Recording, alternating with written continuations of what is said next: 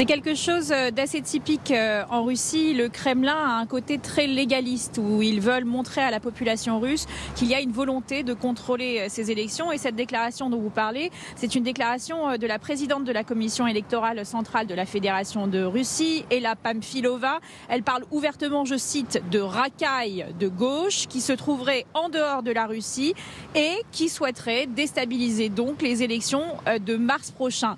Elle parle également d'une possible ingérence étrangère provenant d'autres nations, une théorie déjà énoncée par Vladimir Poutine lui-même qui disait déjà il y a quelques jours que toute tentative d'ingérence extérieure sera supprimée. Alors lors d'une réunion avec les gouverneurs des régions et les responsables locaux de la commission électorale, le chef du Kremlin a lui insisté sur le fait que le système électoral devait cependant être renforcé pour que la population russe croie dur comme fer à la légalité des prochaines élections. C'est pourquoi Andrei Klimlov, le chef de la commission électorale, a pris la décision de généraliser l'utilisation de la vidéosurveillance dans tous les bureaux de vote russes afin de contrôler au mieux ce prochain scrutin. Merci beaucoup Margot. C'est vrai que l'ingérence dans les scrutins, Magali, en même temps, c'est pas comme si la Russie savait pas de quoi elle parle. Oui. Voilà. Donc ils savent que c'est une arme redoutable. Ils savent que ça peut arriver, en effet. Voilà. Si Poutine n'était pas réélu, en effet, je pense que c'est assez excessif comme formulation. Il sera réélu, mais il peut l'être mal. Voilà. Ouais. C'est exactement là-dessus que je voulais insister. C'est-à-dire que il faut vraiment, pour que ça porte, pour que l'élection soit considérée comme un succès, il faut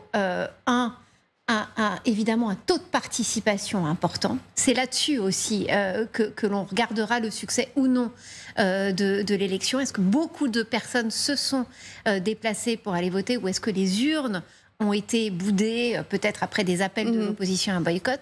Et puis, quel est le chiffre, le score final obtenu par Vladimir Poutine?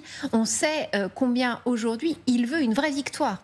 Il veut une vraie victoire, il en a besoin, il a besoin de montrer finalement que son aventure ukrainienne est aujourd'hui validée par le peuple russe. Il a besoin d'un élan aussi. Et c'est pour ça qu'on voit bien à quel point les arcanes du pouvoir, les organismes qui surveillent ces élections, enfin qui les mettent en musique, font maintenant extrêmement attention. La campagne, elle a véritablement commencé en Russie. Et on le voit bien, il sillonne le pays, il se met en scène, il multiplie les opérations de communication. On le voit bien, il cherche à mobiliser. Alors, il y aura, comme d'habitude, quelques opposants autorisés. Normal. Alors, ça, c'est le jeu. Mais qui servent justement à faire croire que ce scrutin est parfaitement normal. Faire démocratique. Alors justement, il va même jusqu'à aller mettre une petite pression à la commission électorale. Margot nous parlait tout à l'heure de cette commission. Il y est allé la semaine dernière, Vladimir Poutine, et il a donné des consignes. On va l'écouter.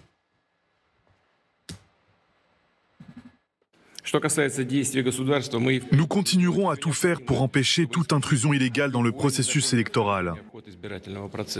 Les tentatives d'ingérence et de pression externe et interne sur le processus électoral seront réprimées. Natalia Turine, merci d'être avec nous. Vous êtes d'origine russe. Ça nous intéresse de savoir comment ça se passe en temps normal. Est-ce que cette inquiétude qu'on sent poindre, elle est classique ou pas ? Oui, elle est classique, parce qu'il faut préciser que le pouvoir en Russie a un côté sacré. Et donc, c'est une autorité qui est une autorité plébiscitaire. Poutine a besoin d'un plébiscite, il n'a pas besoin d'un vote. Et là-dessus, il s'organise comme il peut. En ce qui concerne les gens qui ont quitté le pays, il faut préciser que dans le cas de gens qui ont immigré, le passeport a le temps de validité. Donc tous ceux qui se trouvent actuellement à l'étranger n'ont pas la possibilité de renouveler leur passeport parce que les consulats ne font plus ce travail. Donc ce n'est déjà plus le problème de Poutine, ce type de personnes. C'est-à-dire qu'ils ne voteront pas. Ils ne voteront pas, mais ils peuvent organiser des opérations de déstabilisation depuis l'étranger. Après, franchement, je pense que si la Russie a quelque chose de faible, c'est en effet cette opposition qui se déchire entre elles Et franchement, je n'y compte pas une seule seconde que cette opposition puisse faire quelque chose pour la Russie en étant en dehors de la Russie. Deuxième point qui est important pour expliquer le régime russe et Poutine et cette partie de l'histoire de la Russie qu'on appelle le poutinisme, c'est que contrairement aux périodes du régime précédent, qui étaient très idéologisées, Poutine, c'est la religion, c'est le mammonisme. Mammonisme, c'est la religion de l'argent, parce que Poutine, c'est quand même un hédoniste, c'est quelqu'un qui aime l'argent et son entourage aime l'argent. Je pense que, par exemple, cette guerre qu'il mène contre l'Occident nous montre que pour Poutine, c'est beaucoup plus facile de déclarer la Troisième Guerre mondiale, de lutter contre ces groupes qui possèdent énormément d'argent et qui font partie de son cercle, comme Sechin, par exemple, comme les frères Kovalchuk. Il a beaucoup plus de mal de changer l'ordre des choses à l'intérieur de ses clans en Russie, qui sont cette religion mammoniaste, qui est le contraire de la religion du communisme, qui lui était altruiste. La religion du communiste, c'est altruiste. Je veux dire par là, c'est que la seule façon de lutter contre le système de Poutine, c'est pour que l'Occident revienne. Dans la théologie, le mammonisme est opposé à la croyance au Dieu. Donc, qui dit Dieu dit les valeurs. Donc, c'est pareil avec le Hamas. Regardez, le Hamas, c'est une organisation qui n'est pas, je dirais presque islamique. C'est un mouvement, tout d'abord, qui gagne de l'argent, qui fait de l'argent. Ah oui, les dirigeants de ce mouvement sont des gens riches. Je pense que vous voulez dire. La Russie, c'est la même chose. Donc, Poutine, quand vous dites qu'il achète les gens, qu'ils soient nombreux ou pas nombreux, c'est typiquement, c'est très très typique. Au fait, bien sûr qu'il va prendre quelques exemples et choisir 2-3 mères de fils en leur donnant soit une compensation exemplaire, alors justement, soit peut-être faire revenir 2 ou 3 fils pour montrer à la presse, regardez, on m'a demandé, je suis le tsar, parce que Poutine n'est plus président de la Russie, il est le tsar. Maintenant. Alors, si je vous comprends bien, Natalia, si je comprends ce que vous voulez dire, c'est que parce que je comprenais pas le rapport que vous faisiez avec le Hamas, c'est que vous disiez sous couvert de valeurs quelconques, en fait, c'est la religion de l'argent, c'est le pouvoir de l'argent. Oui, ça tombe bien que vous disiez ça parce que justement au sujet des mères que vous évoquez à l'instant, on se rend compte qu'il y a, et là je vais m'adresser à Magali, peut-être un autre signe, alors peut-être pas qu'il est inquiet, mais en tout cas quelque chose qui montre que bon, il y a ça le soucie quand même un petit peu. Ce sont des manifestations contre la mobilisation sans fin des soldats. Et justement, puisqu'on parlait d'argent, il semble avoir trouvé la parade là-dessus, Vladimir Poutine. Effectivement. Regardez juste les images, ce sont des femmes ou des mères, d'ailleurs, de soldats qui ont été mobilisés, qui descendent dans la rue régulièrement un peu partout dans le pays. Et ça, alors, ce que vous dites, est-ce qu'il est vraiment inquiet sur ça? En tout cas, Vladimir Poutine, il n'aime pas ça. Il n'aime pas trop, hein. Non, pas du tout. Qu'est-ce qu'on fait contre ça? On utilise plusieurs leviers. Le premier, c'est très bien connu en Russie. On discrédite ces manifestantes, sont accusées de travailler pour l'étranger ou d'être manipulés par l'étranger. Benoît Vitkin, le correspondant du Monde à Moscou, a trouvé des tonnes de messages dans ce sens sur les réseaux sociaux. Exemple, vous travaillez pour l'ennemi, ce groupe a été créé par les services secrets ukrainiens, les soldats sont contre vos actions.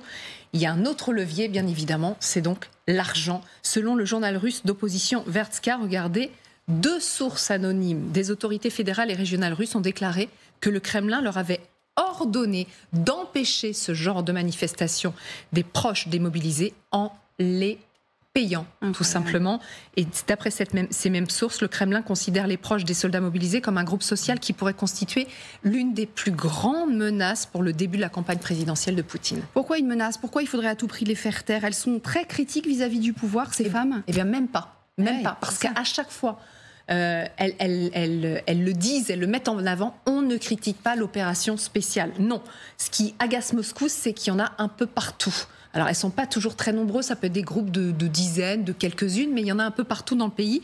Et tout a commencé ici avec cette manifestation-là à Moscou le 7 novembre, et depuis, ça a un peu fait boule de neige. On en trouve partout. En Russie, ce sont donc les femmes et les mères de ceux qui ont été mobilisés il y a un an, en septembre 2022, souvenez-vous. Ils avaient été officiellement 300 000 à être mobilisés à ce moment-là. Sergueï Shoïgu, à l'époque, avait promis que ce ne serait que pour quelques mois, le temps que des milliers de volontaires prennent la relève. Évidemment, ça ne s'est pas du tout passé comme ça. Ces mobilisés sont toujours sur le front, contrairement aux soldats qui ont été recrutés dans les prisons. Ce sont des criminels et eux, pourtant, après 6 mois de service, ils sont libres et ils retournent chez eux. Donc évidemment, ces familles-là, elles crient à l'injustice. Sur leur pancarte, on peut lire « Il est temps pour les mobilisés de rentrer, non à la mobilisation infinie, rendez-nous nos maris, nos pères et nos fils ». Et pour illustrer donc la façon dont se sont passées ces manifestations, on a juste extrait un échange entre un député communiste et une femme de soldat. Nous sommes venus vous demander de défendre nos hommes, de nous aider, car ils combattent depuis déjà 1 an. Je vous comprends, mais si les nazis gagnent, alors ni vous, ni moi ne serons plus en vie pour discuter de cela. Bon, comprenez, vous êtes bien gentil, mais il y a un péril qui est un peu plus grand, puis vous pouvez continuer à manifester, ça ne sert à rien. Et d'ailleurs, on en a eu la confirmation avec Vladimir Poutine lui-même, qui s'est de nouveau entretenu avec des 1000 blogueurs au Kremlin. C'était il y a quelques jours. Il y a des participants qui ont posté sur Telegram les propos du président, et voilà ce qu'il a dit, que les mobilisés devront servir jusqu'à la victoire finale. Ah oui, c'est ça, ils resteront jusqu'au bout, il n'y aura pas de rotation. Non.